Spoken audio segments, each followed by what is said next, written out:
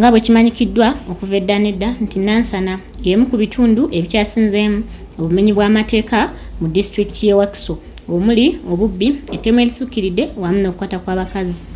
Ebitongole by'okwerinda mu kibuga kino bisazeewo okukungaanya abakulembeze b'amabaala, hotels wamu ne lodges basobole okubasomesa ku ngeri ez'enjawulo ze basobola okwekuumamu eri obumenyi bw'amateeka.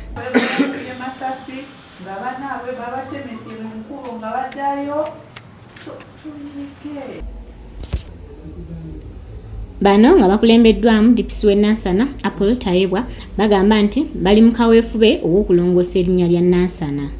Amannya gange nga bulijjo nze Superintendent of Police Apple Tayebwa DPC Nansana. Olunaku olwaleero nga bwe tuli mu kaweefube ow'okulongoosa Nansana. Nansana ebadde n'erinnya eribi bbanga liwanvu naye obusobozi tubuyina. Mu kwogerako ne DPC w'e Nansana Apple Tayebwa agamba nti poliisi bw'eba yakulongoosa bulungi emirimu gyayo erina kukolaganira wamu n'abantu ba bulijjo era nga kino bwe kyazuukiddwa ne basalawo bakolaganire wamu n'abamabaala, hotels wamu ne lodges kubanga abamenyi b'amateeka abettanira nnyo ebifo bino. Tetulina kye tusobola kukola nga tetwegase n'abantu ba bulijjo kubanga abantu ba bulijjo bamanyi bingi bye basobola okutugamba ffe nga abali mu security ne tulaba nga tutereeza. So olunaku lwaleero tuyise olukiiko bannannyini mabaala, bannannyini malodges, bannannyini mawoteeri. Tukubagane ebirowoozo naye okusingira ddala ffe ku ludda lwaffe nga poliisi nga tubasomesa nga tubabuulira akawonvu n'akagga ngeri ki gye basobola okukwataganamu naffe ne batuwa ddala amawulire ago ge tusingira ddala okwetaaga.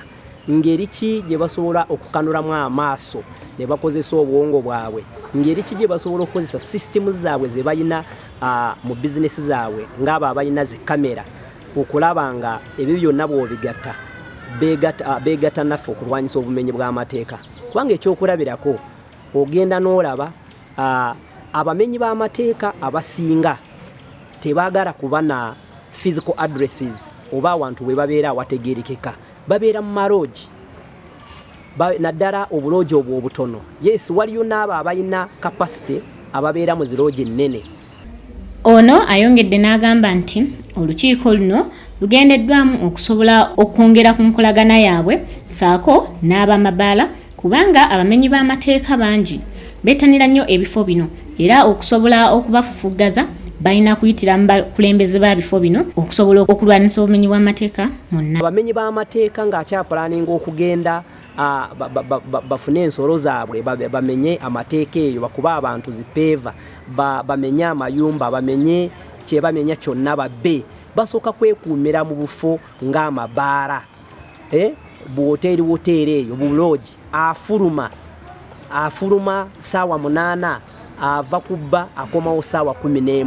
So singa twagenza okulaba nga ne tulaba nti singa twegatta nga security y'e Nansana ne tusembeza ab'amaloogi ab'amabaala ab'amawoteeri ne tubasomesa ne tubawa obukugu basobola okugenda ne balongoosaamu era tukyali mu kubasomesa jointere ebitongole by'ebyokwerinda mu Nansana twegasse tuli mu kubawa obukodyo naye tubasaba abo abatasobodde namwe bwe munaalaba obubaka buno mutweyunire mudduke mutubuulire information gye muyina k'oyo yenna omuntu gwe muteebereza nti yandiba mukyamu ate naamwe mugaana obukyamu muleme kwesiba ku kyokuba nti mwagala ku increasinga sales temwagala ku losing profits ate nga bwe mugenda mu maaso kukweka abamenyi b'amateeka.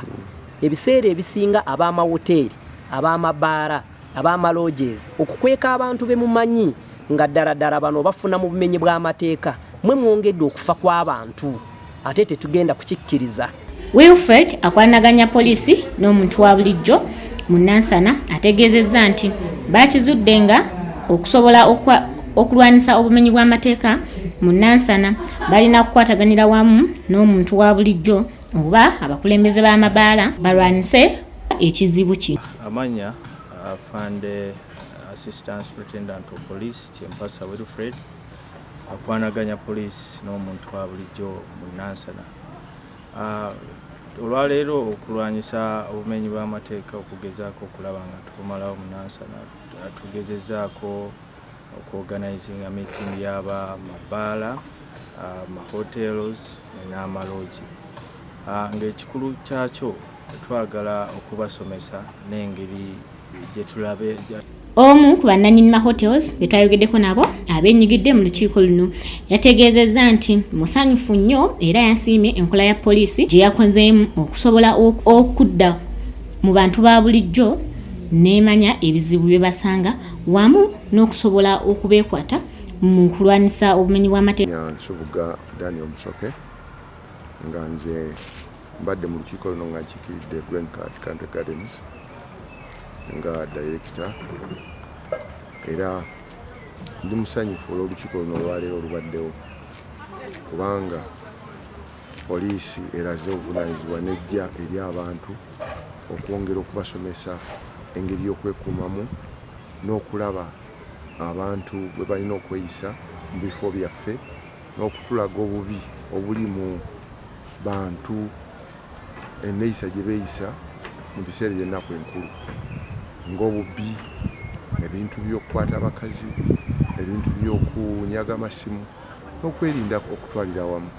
Kitusanyusizza nnyo kubanga tubadde almost ne poliisi yonna eya division kubanga ne DPC tubadde naye afande Tayeebwa era y'omu ku badde aboogezi abakulu mu musomo guno basomesezza bulungi era abantu bangi bagenze nga basanyufu olw'ensonga ezoogeddwako. Bruce Nabagala, MRI TV.